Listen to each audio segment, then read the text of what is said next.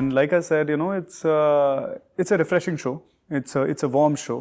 And the show that you just spoke about was an edgy show. It had a different kind of a storyline, and this is something which is a heartfelt, like a 90s potboiler Bollywood film.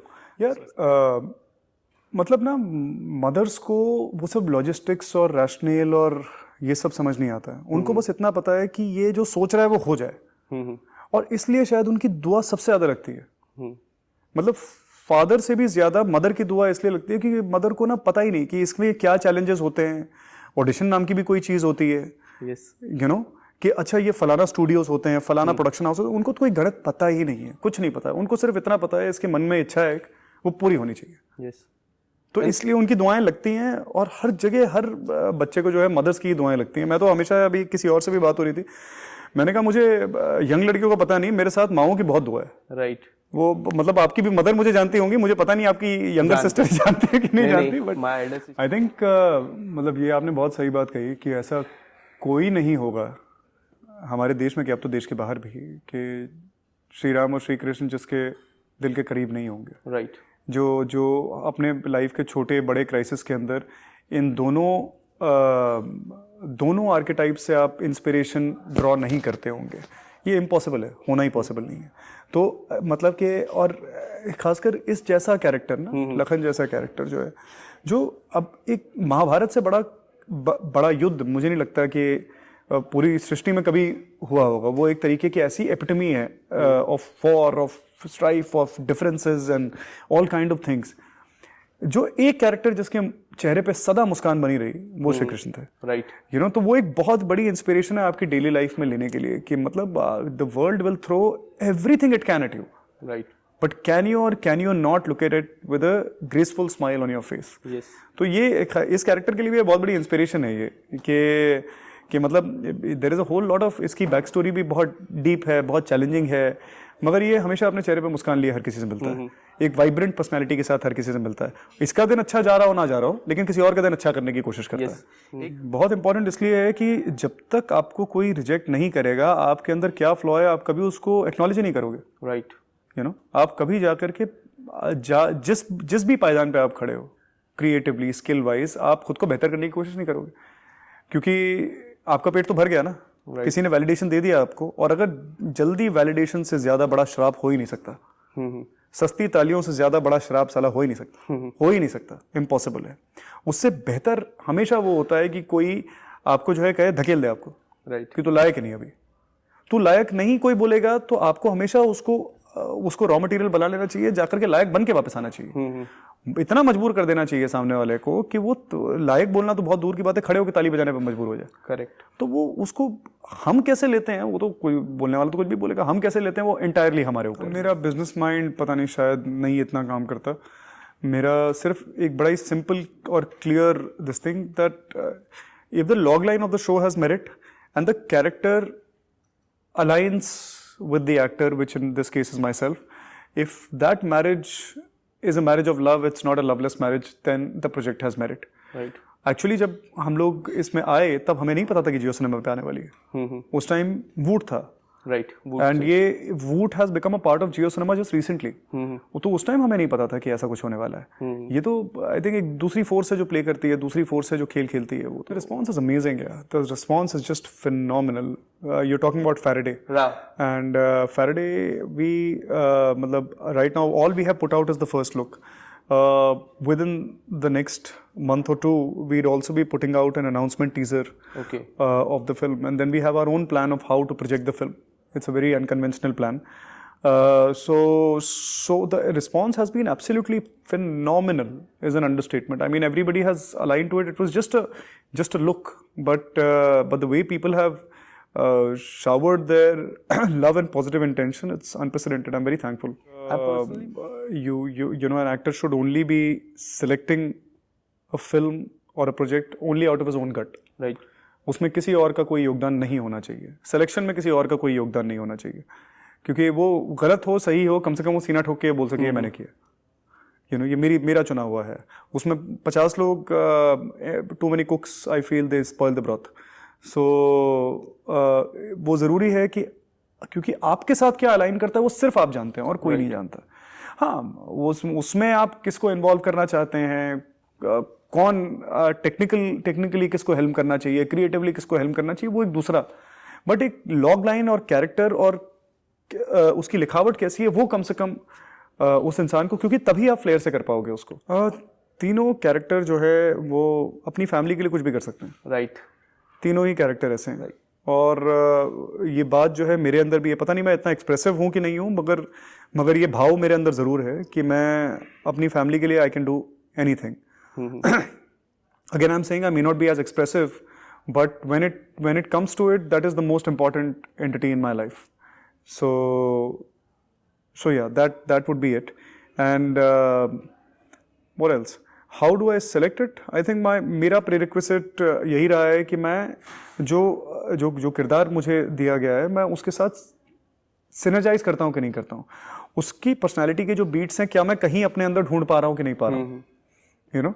सो अगर मैं ढूंढ पा रहा हूं तो मैं उसको amplify करके उसको प्रोजेक्ट भी कर सकता हूं, लेकिन अगर वो मेरे व्यक्तित्व का हिस्सा ही नहीं है तो मुझे लगता है कि बेहतर है कि मैं ना करूं। मैं भी यार I believe in I don't know if you are talking about that particular content or not, but there also I said that I only believe in respect. I don't know what romance or love is, I don't understand it, but of course you can use your various devices to keep your equation exciting, but that's a very secondary, rather tertiary aspect of a relationship. The most important part is that you have an infinite amount of respect for your partner, and that's it. That's where it ends. So मैं सरगुन को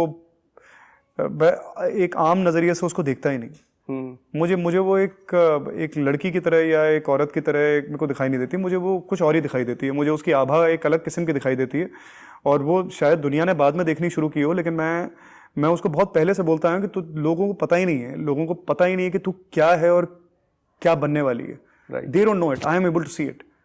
वो फिलहाल लोगों की कमी है कि वो उनके पास वो नजरिया नहीं है, they don't have the gifted eyes, you know, but I can see what you are, I know it and I still know. ये तो शुरुआत भी नहीं हुई है। जो आप सरगुन द मेगा स्टार को आप देख रहे हैं, सरगुन मेहता द सुपरस्टार, वो अभी भी शी इज जस्ट, वो सिर्फ शुरुआत है। अभी तो जब उसके स्किल को आप पूरी तरह रोल्ड आउट आप देखेंगे, आपको अंदाजा ही नहीं वो क्या है। बट मैं तो सीना तान के घूमता हूँ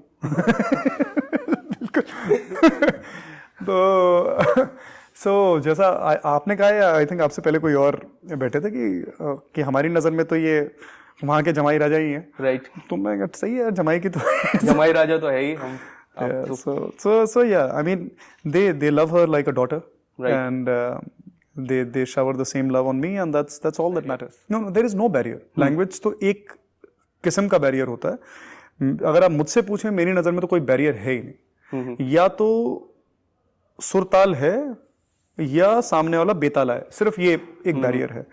आप इस एक बैरियर को छोड़ के अगर आप और कोई भी बैरियर को आप मद्देनजर रख रहे हैं तो आप गलत कर रहे हैं, नहीं करना चाहिए। Right. So that's it. I don't think there is any other barrier. I consume content from across the world, get inspired by it.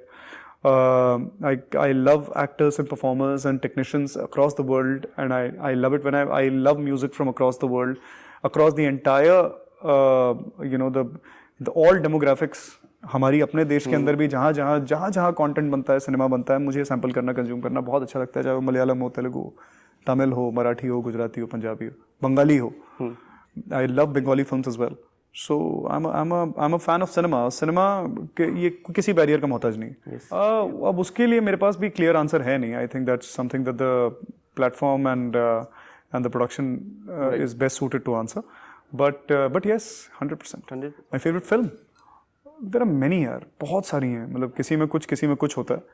But जैसे इन परस्यूट ऑफ हैप्पीनेस मुझे बहुत पसंद है, लव एंड रोज मुझे बहुत पसंद है,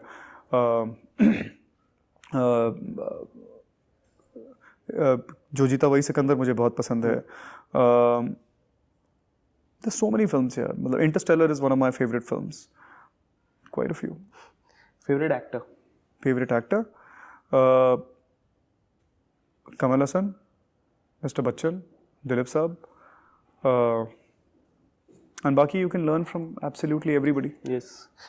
Favorite co-star, ये मुझे पता है। फेवरेट को स्टार तो अब तक निया।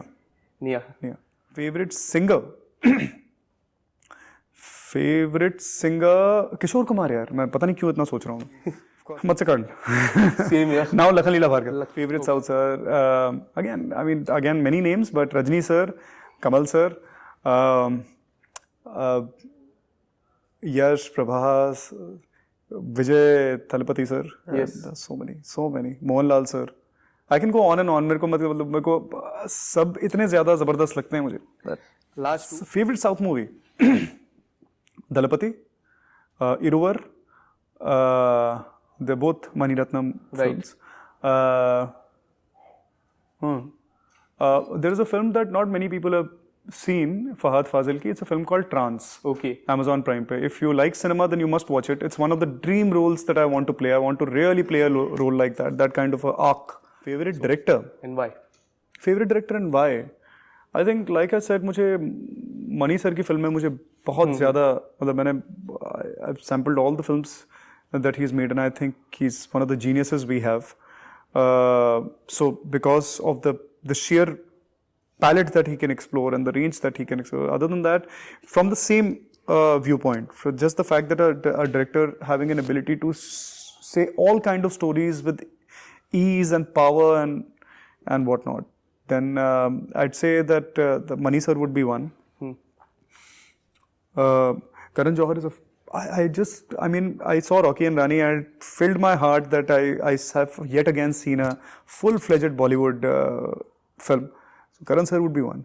And internationally, if you ask me, Steven Spielberg, yes. I think has that range that he can give you the... If you want to pick any. यार मैं कितनी उठाऊं मैं I think even Schindler's List was Spielberg only ना है ना I guess I think it was Schindler's List was so Schindler's List there's also of course Christopher Nolan as well and I've been following Christopher Nolan's work. There is a 2-minute film that's another my absolute favorite. There is a 2 minute की एक film है आपने अगर देखी हो उनकी एक short film बनाई थी छोटी क्रिस्टोफर नोलन 2 मिनट की it's called Doodlebug. तो वो YouTube पे आपको मिल जाएगी and you will get a sense of how this genius of a man, he wants to tell a story the way he tells a story and then you can just prepare yourself for what is going to happen. Yes. Yeah. तो उसमें अगर कोई boxes में डालने वाला perception वाला आदमी होता तो बोलता है यार 2 मिनट की तो पिक्चर बनाई है इसने but you get an opportunity to eavesdrop into this genius of a brain. वो डूडलबग ही आपको 2 मिनट का फिल्म देख करके समझ में आ जाएगा that what are you signing up for? Yes. And then of course there are major films. There's another film Christopher Nolan called Following. Again made in a micro budget. I think the total budget of the film was around $7,000. Not a lot. And then of course the works फिर तो Inception and Interstellar and now Oppenheimer. The list is endless and all just balls out of the park. Thank you, bro. Take care.